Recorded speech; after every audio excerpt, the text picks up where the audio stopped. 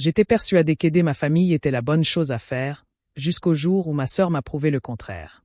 Un jour, elle m'a regardé droit dans les yeux et m'a dit « Tu as de la chance que je te laisse payer mes factures. » Je me souviens de cette pause, le poids de chaque mot résonnant en moi. Je n'ai pas protesté. J'ai simplement hoché la tête, suis allé à mon bureau et ai fermé toutes les cartes de crédit à son nom. 3 jours plus tard, elle est apparue à ma porte, les yeux gonflés d'avoir pleuré, un téléphone déjà coupé à la main. Un instant, j'ai revu celle que j'avais protégée et j'ai réalisé à quel point j'étais allé loin pour que sa vie continue alors que la mienne s'était arrêtée. L'atmosphère entre nous était pesante, chargée de tout ce que nous n'avions pas dit. Elle a ouvert la bouche comme pour parler, mais aucun mot n'est sorti. Cette nuit-là, je suis resté assise en silence, les lumières de Santa Fe scintillant par ma fenêtre, me demandant comment l'amour entre sœurs avait pu se transformer en culpabilité liée aux dettes et en silence. Cela n'avait pas commencé ainsi. 1 an plus tôt, j'aurais tout fait pour l'aider. Maintenant, je n'étais même plus sûr de reconnaître la personne qui se tenait sur le pas de ma porte. On dit souvent que la famille doit toujours être là les uns pour les autres, mais personne ne vous dit quoi faire quand ce soutien commence à vous épuiser. Si vous avez déjà tellement aidé un membre de votre famille qu'il en a oublié le sens de la gratitude, écoutez-moi. Cette histoire vous semblera peut-être douloureusement familière, et elle vous rappellera sans doute que la bonté sans limite peut coûter plus cher que de l'argent. J'avais 29 ans quand j'ai enfin eu l'impression que ma vie s'était stabilisée, retrouvant une certaine sérénité. Mon travail dans une entreprise financière de taille moyenne, en centre-ville de Santa Fe, m'occupait bien. Un travail stable, sans prétention, qui me permettait de payer mes factures et m'offrait le confort d'une routine. Mon appartement était petit mais chaleureux, meublé de meubles de seconde main, et j'éprouvais la satisfaction tranquille d'avoir tout payé moi-même. Après le décès de mon père, j'ai appris à trouver le calme dans la solitude. Je gardais sa photo sur le comptoir de la cuisine, non plus par chagrin, mais pour me rappeler que l'indépendance avait un prix. Pendant un temps, j'ai cru que ce prix avait déjà été payé intégralement. Puis, un soir, alors que le soleil disparaissait derrière les toits d'adobe, mon téléphone a sonné. L'écran a clignoté. Landon. Le nom de ma sœur me serrait toujours un peu le cœur, un mélange d'affection et d'inquiétude. Je n'avais pas eu beaucoup de nouvelles d'elle depuis son mariage, quelques années auparavant. Et quand j'ai répondu, je ne m'attendais pas à entendre le tremblement dans sa voix. Elle m'a annoncé que son mariage était terminé, qu'elle avait fait ses valises et était retournée vivre chez maman à Albuquerque. Elle semblait gênée, essayant de minimiser la situation en riant. Je me souviens d'être resté près de la fenêtre de la cuisine, à contempler la douce lueur orangée du soir dans le désert, tandis qu'elle énumérait ses factures impayées et m'expliquait qu'elle était à court d'argent en attendant de trouver du travail. Je n'ai pas hésité. Je lui ai dit que je lui enverrais quelque chose immédiatement. J'ai viré sur son compte la somme nécessaire pour couvrir le loyer, les charges et les courses. Elle est restée silencieuse un instant avant de murmurer « Merci, Queen. Tu es toujours là pour moi. » J'ai perçu son soulagement et j'ai eu la certitude d'avoir bien fait. Quand j'en ai parlé à maman plus tard dans la semaine, elle a souri comme toujours quand elle essayait d'empêcher la famille de se déchirer. Les sœurs sont censées s'entraider dans les moments difficiles. Elle a dit « Tu as de la chance de t'avoir l'une l'autre. » Je lui ai rendu son sourire. Une partie de moi se demandait si la chance n'y était pas pour quelque chose. Cette nuit-là, je n'ai pas fermé l'œil. Je repensais sans cesse à Landon et à la rapidité avec laquelle j'étais intervenu. C'était naturel, presque automatique. Je me répétais que c'était ce que papa aurait voulu. Il disait toujours que la famille devait être un filet de sécurité, pas une tempête. Pourtant, je ne pouvais ignorer le malaise persistant qui a suivi. Peut-être était-ce son soupir avant de raccrocher, ou la facilité avec laquelle j'avais ouvert mon application bancaire, sans même y penser. Je voulais croire que je l'aidais à se relever, mais au fond de moi, une petite voix murmurait que je lui avais peut-être juste appris à s'appuyer sur elle-même. 6 mois plus tard, le schéma était clair. La première fois, c'était pour le loyer, la deuxième pour l'assurance auto. La troisième fois pour quelque chose de vague. Elle a appelé pour une petite urgence. Chaque fois que Landon appelait, son ton mêlait honte et assurance, comme si elle savait déjà que j'accepterais. Et la plupart du temps, c'était le cas. Les virements passèrent de quelques centaines à plus de 1000 par mois. Je me disais que c'était temporaire, qu'elle avait juste besoin d'un coup de pouce le temps de se remettre sur pied. Mais ce coup de pouce s'était transformé en un matelas dont elle refusait de se défaire. Au travail, mes collègues plaisantaient en disant que je devais sûrement économiser pour un voyage ou une nouvelle voiture. Je souriais poliment, incapable d'admettre que la majeure partie de mon argent de poche disparaissait sur le compte bancaire de quelqu'un d'autre. Mes soirées étaient calmes, hormis le bourdonnement de mon téléphone, son nom brillant sur l'écran comme un rappel que j'étais son filet de sécurité. « Salut Queen, j'ai juste besoin d'un petit coup de pouce ce mois-ci, disait-elle. Juste le temps de trouver une solution. J'ai commencé à reconnaître le rythme de sa voix, cette douce supplication qui ne sonnait plus désespérée, mais répétée. Maman, quant à elle, voyait tout autre chose. Chaque fois qu'on se parlait, elle me disait combien elle était fière, que Landon reprenait sa vie en main, qu'elle semblait plus heureuse et plus stable qu'avant. Elle prend enfin soin d'elle, m'a dit maman un dimanche. Tu devrais la voir rayonner. J'avais envie de lui demander de quel genre de rayonnement elle parlait, car chaque fois que je consultais les réseaux sociaux de Landon, je voyais de nouvelles publications, brunch dans des cafés branchés, rendez-vous chez le coiffeur, nouveau sac à main, retraite de yoga présentée comme des week-ends de bien-être. Les légendes disaient des choses comme « La guérison n'est pas un processus linéaire » ou « Investissez en vous ». L'ironie était de plus en plus flagrante. J'avais toujours cru qu'il fallait prendre soin de sa famille, mais là, ça ne ressemblait plus à de l'attention. C'était plutôt de la gestion. J'ai commencé à tenir un carnet, à noter chaque virement, chaque prêt qu'elle promettait de rembourser. Mars, 800 € pour le loyer. Avril, 600 € pour les charges. Mai, 1000 € pour des réparations de voitures. Juin, 400 € pour un week-end qu'elle prétendait être professionnelle. La liste s'allongeait chaque mois, et le total me donnait la nausée. Elle n'avait pas remboursé un seul centime. Parfois, je me demandais si j'y étais pour quelque chose, si ma gentillesse s'était peu à peu transformée en permission. Chaque fois que j'essayais d'aborder le sujet, elle me balayait d'un rire. « Oh Alice Quinn, ne sois pas si tendue. Tu sais bien que je te rembourserai une fois que les choses se seront calmées. » Puis elle changeait de sujet, me demandant comment allait mon travail ou mentionnant combien maman était reconnaissante que nous nous entendions bien.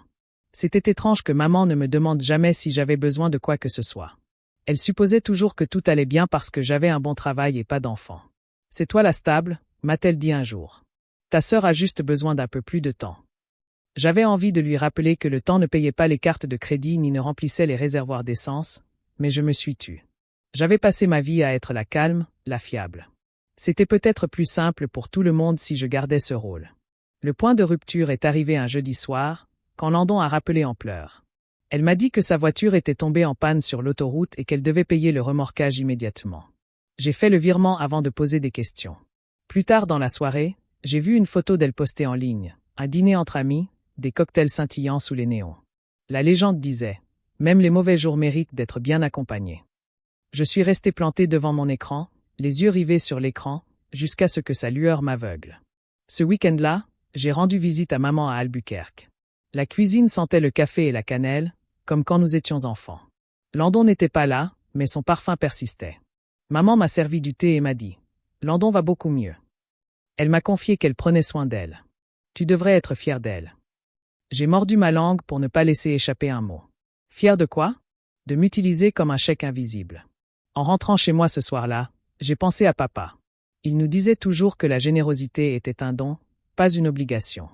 Donnez avec le cœur, disait-il, mais n'oubliez jamais de garder quelque chose pour vous. J'ai réalisé que je n'avais rien préservé. Ni argent, ni limite, ni paix intérieure. Je dépensais des morceaux de moi-même à essayer de réparer quelqu'un qui n'avait aucune intention de changer.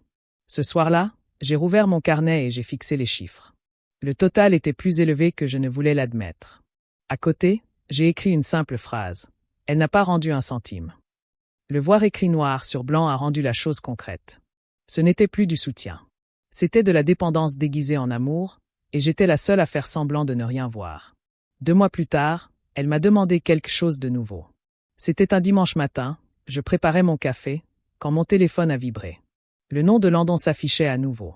Sa voix était douce, presque contrite. « Salut Queen, je peux te demander un petit truc. » J'ai tout de suite senti mes épaules se tendre. Elle m'a dit que sa facture d'électricité était encore en retard, et que cette fois, elle ne voulait pas me déranger avec des virements tous les mois. Ce serait plus simple si j'avais une deuxième carte, a-t-elle expliqué. Je ne l'utiliserai que pour les factures, promis. J'ai hésité. Tout en moi voulait dire non.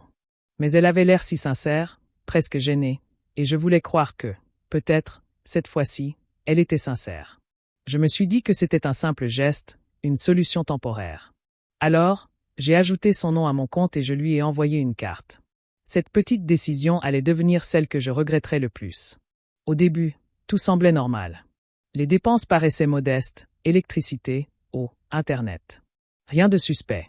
Pendant quelques semaines, j'ai même ressenti un léger soulagement, me disant qu'elle avait peut-être enfin appris à gérer ses dépenses de façon responsable. Puis, la facturation suivante est arrivée.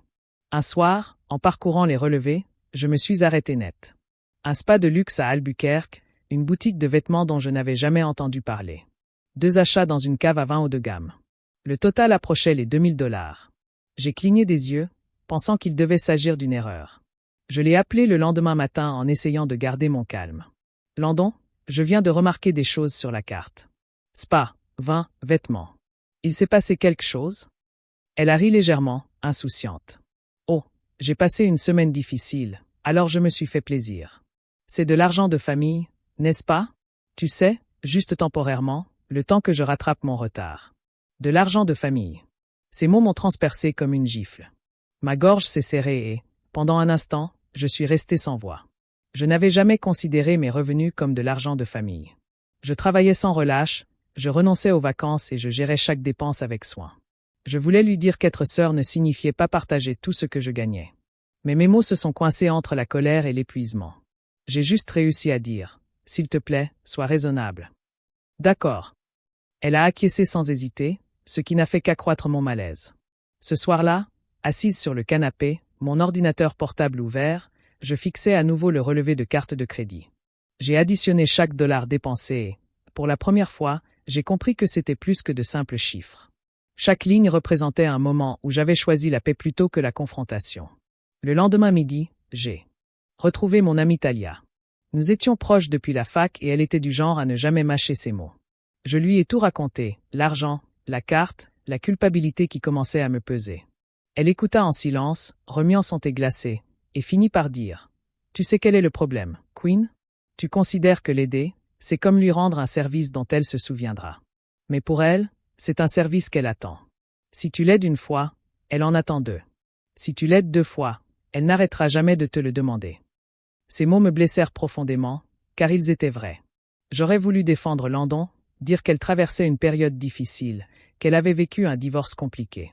Mais Talia secoua la tête. Avoir des difficultés ne veut pas dire être exigeante. Tu n'es pas sa banque. Tu es sa sœur. Il y a une différence. Ce soir-là, en rentrant chez moi, ces paroles résonnaient encore dans ma tête. Le ciel de Santa Fe était peint de teintes rouges et violettes, celles qui d'habitude m'apaisent.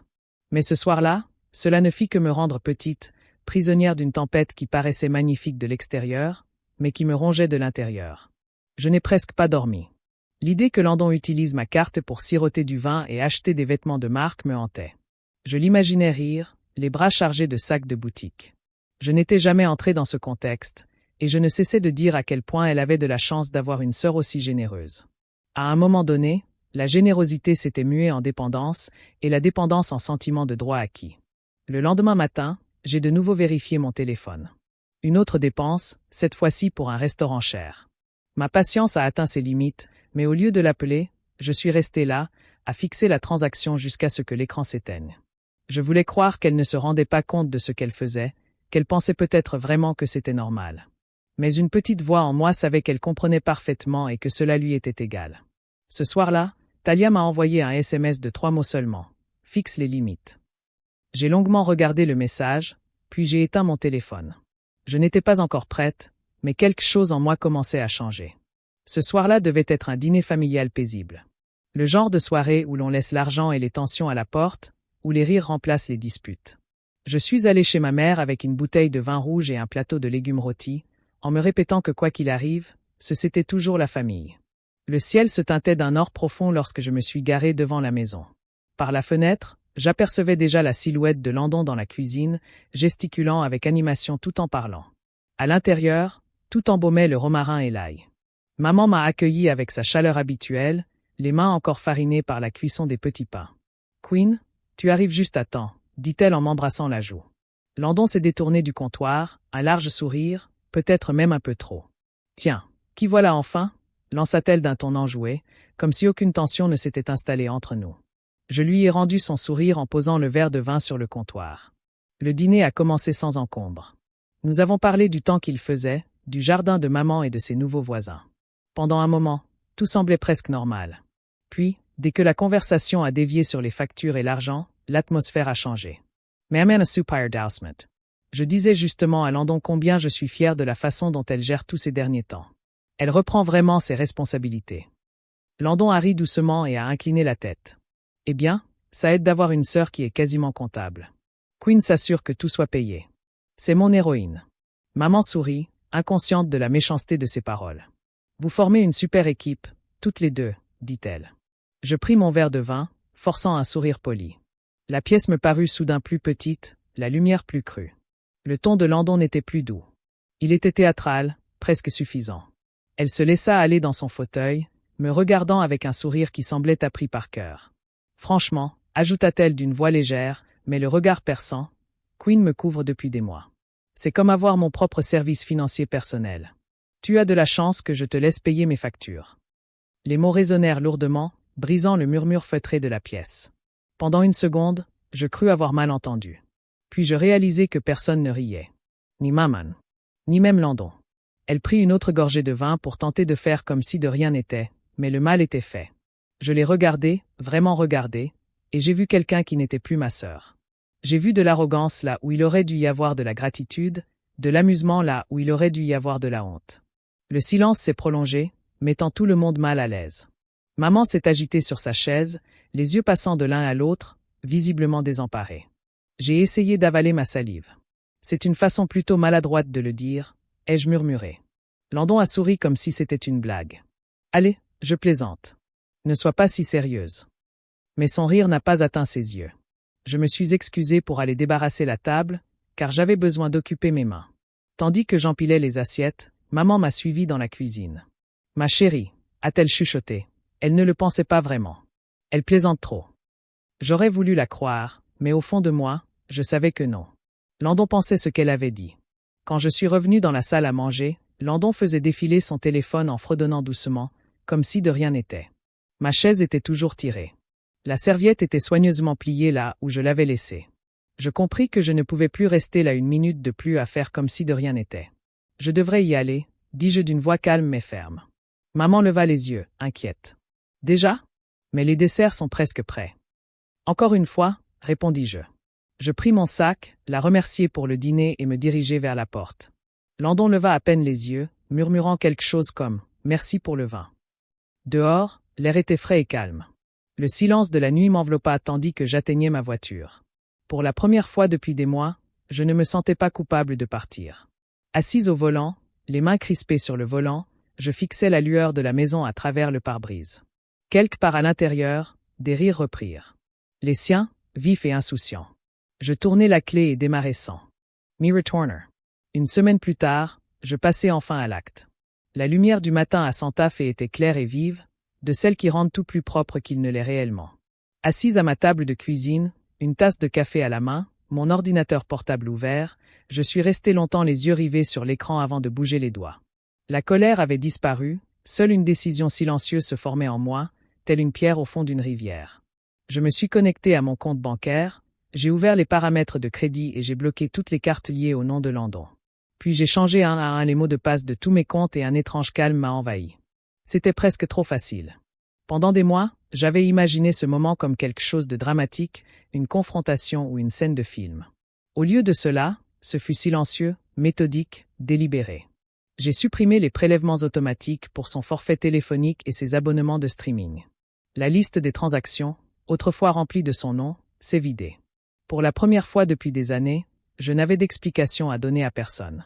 À midi, les appels ont commencé. Le nom de Landon s'affichait sans cesse sur mon téléphone. D'abord 5 fois, puis 10, puis plus. J'ai laissé sonner tous les appels. Une partie de moi voulait répondre pour adoucir ma décision, mais je ne l'ai pas fait. Quand les appels se sont transformés en messages, ils sont arrivés vite et frénétiquement. Queen, je ne peux pas payer ma facture. S'il te plaît, débloque-moi juste une journée. Tu ne peux pas me faire ça. On est sœurs. Chaque message ressemblait moins à une demande qu'à une accusation. Je les ai fait défiler, la poitrine serrée à chaque ligne. Puis je me suis arrêté sur un message qui disait « Tu te crois supérieur à moi maintenant ». C'est alors que j'ai répondu, un seul message, clair et définitif. Je ne financerai plus ton déni. Puis j'ai éteint mon téléphone. Le silence qui a suivi était pesant, mais pas douloureux. C'était le silence de quelque chose qui se termine comme il se devait depuis longtemps. Je me suis adossé à ma chaise et j'ai respiré, libérée de toute culpabilité. Le lendemain, maman a appelé. Sa voix était douce au début, puis plus sèche lorsqu'elle a compris que je ne m'excusais pas. Landon m'a raconté ce que tu as fait, a-t-elle dit. Tu as tout annulé. Queen, c'était cruel. C'est ta sœur. Tu as toujours été la plus forte. J'ai fermé les yeux, choisissant soigneusement mes mots. Je ne suis pas cruelle, maman. J'ai juste arrêté de lui servir de portefeuille. Il y a eu un silence. Puis un soupir lourd de déception, de ceux qui me font toujours me sentir à nouveau comme une adolescente. Tu aurais pu lui parler. Je l'ai fait plusieurs fois, ai-je dit. Mais elle n'a jamais écouté. Maman n'a pas répondu tout de suite. J'entendais le bruit de la vaisselle en arrière-plan, un léger rappel de la vie dans sa maison. La conversation a continué sans changement. Finalement, elle a dit « J'espère que vous ne le regretterez pas. » Je ne l'ai pas regretté. J'ai raccroché doucement, posé mon téléphone et ouvert mon ordinateur portable professionnel. Le courriel qui m'attendait en haut de ma boîte de réception venait de M. Dalton, mon superviseur. « Bonjour Queen. J'aimerais que vous preniez la direction du projet Ridgeway. C'est un projet d'envergure, mais je pense que vous êtes prête. » J'ai lu le message 2 fois avant de le comprendre. Il ne s'agissait pas seulement de travail. Il s'agissait de confiance. Pendant des mois, j'avais fonctionné à moitié, épuisé par la culpabilité et le chaos familial. Maintenant, pour la première fois depuis longtemps, quelqu'un voyait en moi ce dont j'étais capable, et non ce que je pouvais donner. J'ai répondu d'un simple et calme « Merci. Je ne te laisserai pas tomber. » Puis j'ai fermé le courriel et regardé par la fenêtre. Le ciel du désert s'étendait à perte de vue, d'un bleu pâle éclatant sous le soleil. J'ai réalisé que je ne ressentais ni colère, ni tristesse, ni fierté. Je ressentais de la clarté. Au loin, dans le silence, j'imaginais Landon appelant encore, cherchant toujours quelqu'un pour réparer les dégâts qu'elle avait causés. Mais ce n'était plus mon rôle. J'avais construit ma paix intérieure un mot de passe, une limite, un choix à la fois. Et cette fois, je ne reviendrai pas en arrière. 2 semaines plus tard, les conséquences ont précédé les excuses. Dans une petite ville comme Santa Fe, les nouvelles circulent vite, et le silence encore plus vite. Le monde de Landon, autrefois protégé par des excuses et un réconfort illusoire, a commencé à se rétrécir. Tout a commencé par un appel de la banque. Ils avaient bloqué son compte après des mois d'impayés liés à sa carte secondaire. Les intérêts, les frais de retard et les pénalités s'étaient accumulés bien au-delà de ce qu'elle avait imaginé. Lorsqu'elle a tenté de protester, ils lui ont rappelé que chaque transaction portait sa signature. Il ne restait plus personne à blâmer. Elle s'est rendue à l'agence 2. Elle affichait la même assurance qu'avant, persuadée que son charme pouvait résoudre tous les problèmes. Mais le charme ne règle pas les factures impayées. Le ton du gérant restait poli, mais ferme. Lorsqu'elle sortit, le soleil était trop fort et la réalité qu'elle avait fui pendant des années la rattrapa. Son téléphone vibrait. Des messages n'étaient pas de moi, mais d'amis, de personnes à qui elle avait emprunté de l'argent et qui réclamaient désormais leur dû. D'abord, elle les ignora, feignant un malentendu. Mais les appels continuèrent et les rappels polis se muèrent en demandes pressantes. Une amie la retira d'une conversation de groupe. Une autre la bloqua. C'était subtil au début, puis flagrant. Le petit cercle d'amis qui avait jadis adoré son charme avait maintenant percé à jour ses manigances. Maman l'avait remarqué aussi. Pour la première fois, elle ne prit pas la défense de Landon lorsque les voisins ou la famille posèrent des questions à son sujet. J'ai appris par une cousine que maman avait discrètement refusé de lui prêter de l'argent la semaine dernière. « Débrouille-toi », lui avait-elle dit. Une phrase. Courte, mais qui, pour notre mère, avait une importance capitale. La situation avait changé. Pendant ce temps, je travaillais tard le soir au cabinet, me consacrant entièrement au projet Ridgeway. La confiance de M. Dalton me permettait de garder le cap. Le chaos extérieur me semblait désormais lointain, comme le grondement du tonnerre au loin, au-dessus d'une autre ville. Pourtant, parfois, en fermant mon ordinateur portable, je me demandais ce que faisait Landon, si elle avait mangé, si elle était en colère ou perdue. Je ne la haïssais pas. Je ne pouvais simplement plus la sauver. Un vendredi soir, je suis rentré plus tôt que d'habitude. L'air sentait légèrement la pluie et la lumière extérieure était pâle et douce. Je posais une tasse de thé sur le rebord de la fenêtre quand j'ai aperçu une silhouette familière près du portail. Landon. Elle n'était pas habillée comme d'habitude. Pas de talons, pas de maquillage, pas de faux-semblants, juste un pull gris. Ses cheveux étaient tirés en arrière, ses yeux rouges, visiblement après plusieurs nuits blanches. Elle ne s'est pas dirigée vers la porte. Elle est restée là, les bras croisés sur la poitrine, fixant le porche comme s'il recelait quelque chose d'inaccessible. Je me suis figé, à demi caché derrière le rideau. Mon instinct. J'aurais voulu ouvrir la porte pour me précipiter dehors et combler l'espace entre nous, mais je ne l'ai pas fait. Un long moment s'écoula. Le seul bruit était le vent qui caressait l'herbe sèche. Elle leva les yeux une fois vers ma fenêtre, et pendant une fraction de seconde, je crus que nos regards s'étaient croisés. Mais peut-être se regardait-elle simplement dans son reflet. Puis elle se détourna, descendit lentement le trottoir et disparut dans la douce lumière du soir. Je restai là un moment, sans pleurer, sans soulagement, simplement immobile. Quelque chose en moi se dénoua, un nœud qui me pesait depuis des années. Je savais que c'était cela, assumer ses responsabilités. Ni vengeance, ni punition, juste la vérité qui finit par éclater. Quand je me rassis, le thé avait refroidi. Dehors, le monde continuait de tourner comme si de rien n'était. Pourtant, je savais que ce moment resterait gravé dans ma mémoire. Pour la première fois, je ressentis à la fois tristesse et paix.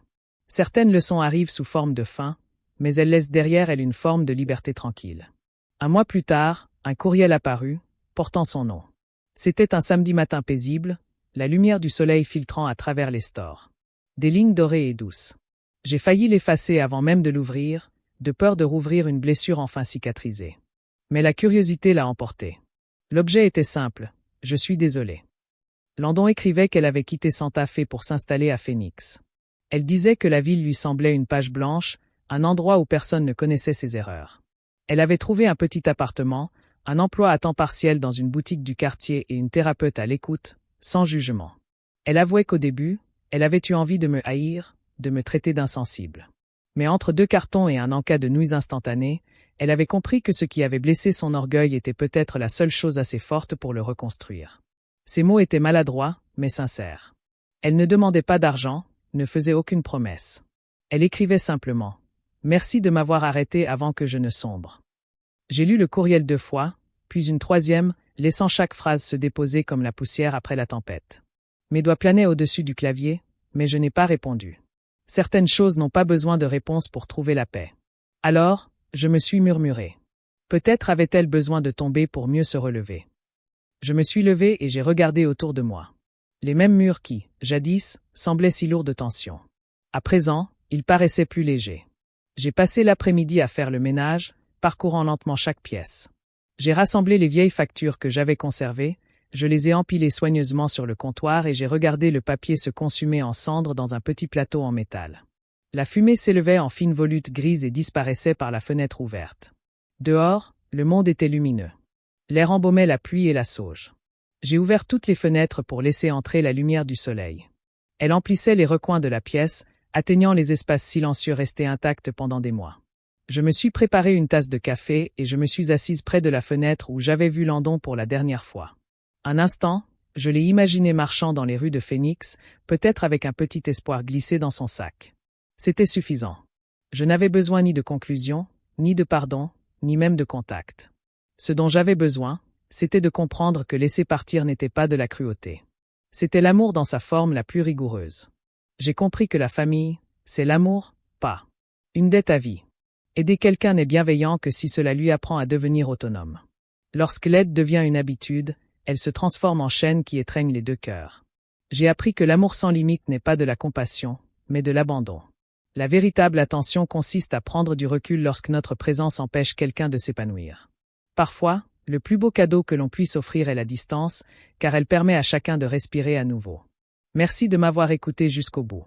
Des histoires comme celle-ci nous rappellent que les limites ne brisent pas les familles, elles protègent l'amour.